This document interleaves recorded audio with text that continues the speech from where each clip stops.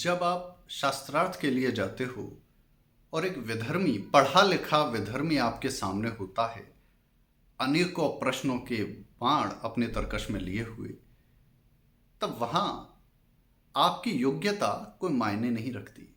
आप कितने योग्य हो, कितना आपने विज्ञान पढ़ा है, कितनी डिग्रियां आपके पास हैं, इसका कोई अर्थ वहाँ नहीं रहता।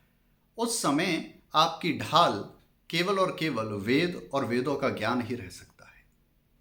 वैदिक शास्त्र जो हमें सिखाते हैं, उसी के कारण से है कि मैं आज तक कोई शास्त्रार्थ नहीं हारा हूं।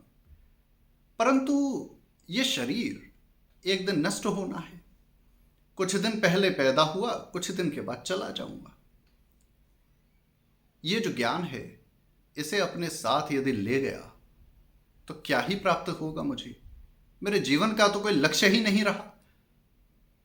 इसी कारण चाहता हूं कि प्रत्येक सनातन धर्मी, प्रत्येक भारतीय, प्रत्येक हिंदू, जब मैं हिंदू कहता हूं तो इस भारतवर्ष में रहने वाले और यहां से बाहर रहने वाले प्रत्येक मनुष्य की बात करता हूं जिसकी श्रद्धा वेद में है। जिसकी वेद में श्रद्धा है वो हिंदू है, वो वैदिक है, वो सनातन धर्मी है। जिसकी वेद में श्रद्धा नहीं, वो इनमें से कुछ भी नहीं। एक विधर्मी ने एक बार मुझे प्रश्न किया, बोला, अरे तुम्हारे शास्त्र तो कपोल कल्पनाओं से भरे हैं। मैंने कहा, अच्छा भाई, कोई उदाहरण तो देकर दिखाओ। बोला, तुम कहते हो कि गंगा शिव की जटाओं से निकली है। गंगा तो हिमालय से निकली है, ये विज्ञान कहता है। तो तुम्हारा वेद विज्ञान कहां से हुआ? तुम पाखंडी हो, अंधविश्वासी हो, तुम तो इल्यूजन में जीने वाले पागल हो। मैंने कहा, बहुत अच्छी बात है भाई। तो अच्छा, एक बात बताओ, कभी देखा है गंगा का उद्गम कहाँ है? बोला, हाँ जानता हूं, मैं तो गया भी हूं देखने के लिए। वो बालक हिंदू ही था, हिंदू ही था। हिंदू की काट करने वाला हिंदू ही होता है, और किसी की इतनी हिम्मत नहीं है। तो बोला, मैं बिल्कुल गया हूं और तभी मुझे पता चला हिंदुत्व कितने बड़े अंधविश्वास से भरा हुआ है। मैंने कहा, अच्छी बात है भाई। तो जब वहां गए तो वहां देखा होगा आसपास जटामासी के जंगल हैं। जटामासी बड़ी ही काम की औषधि है, अनेकों बीमारियों के लिए लाभदायक है। इसी कारण उस औषधि को विशेष रूप से जटामासी के लिए कहा जाता है कि अगर तगर जटामासी, निश्चित तौर पर यज्ञ में आपको प्रयोग करनी चाहिए। तो जटामासी चूंकि कल्याण कारक है, शर्म कारक है, जैसा हमने पहले बताया, शर्म का अर्थ होता है कल्याण। तो कल्याण, आरोग्य, सुख कारक है। और सुख कारक किसको कहा है? शिव को। इसीलिए कहा कि शिव स्वरूपा। बात को समझना, ऋषि ने क्या कहा है, आपने क्या समझा फर्क नहीं पड़ता। ऋषि ने जो कहा है उसको समझो। ऋषि ने कहा कुछ, हमने समझा कुछ, अब गुड़ गोबर तो होगा भैया। तो जो ऋषि ने कहा वही समझना है हमें। क्या कहा ऋषि ने? शिव अर्थात कल्याण, शिव कारक, कल्याण कारक, शिव स्वरूपा, कल्याण स्वरूपा। जटामासी, जटा, जटा क्या है? जटामासी, जटामासी के जंगल हैं, उनसे निकलती है भगीरथी अर्थात गंगा।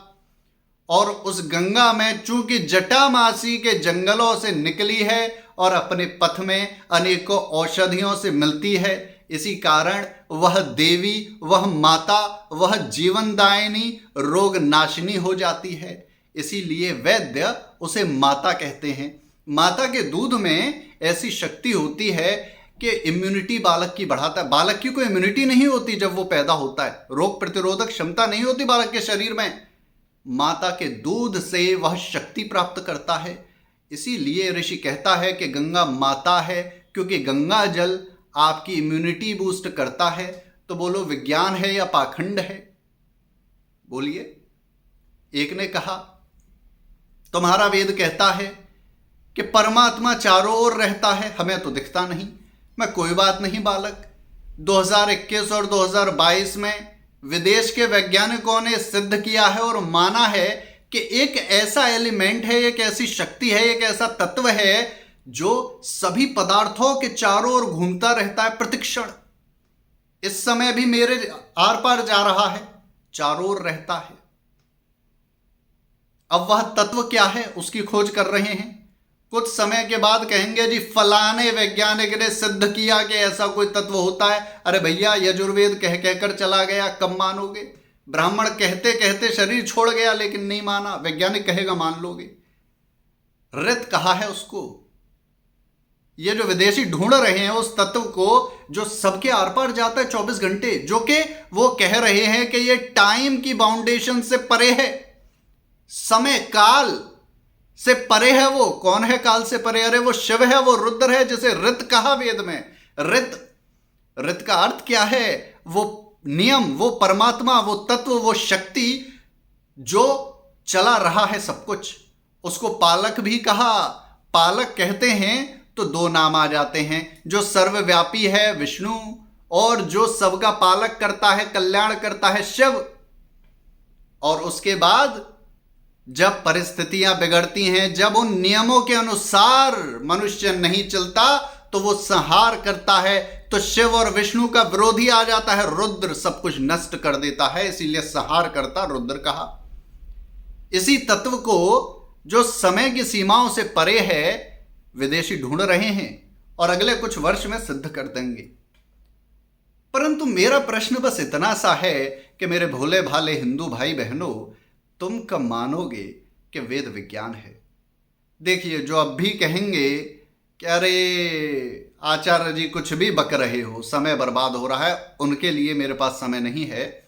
परंतु आप में से जो भी श्रद्धा रखते हैं, जिन्हें विश्वास है कि वेद एक विज्ञान है और वेद के एक एक शब्द में, एक एक अक्षर में शक्ति है, उनके लिए महर्षि कपिल महागुरुकुलम हमारे YouTube चैनल पर लाया है बैक टू वैदिक रूट्स, अपनी जड़ों से वापस जुड़ो।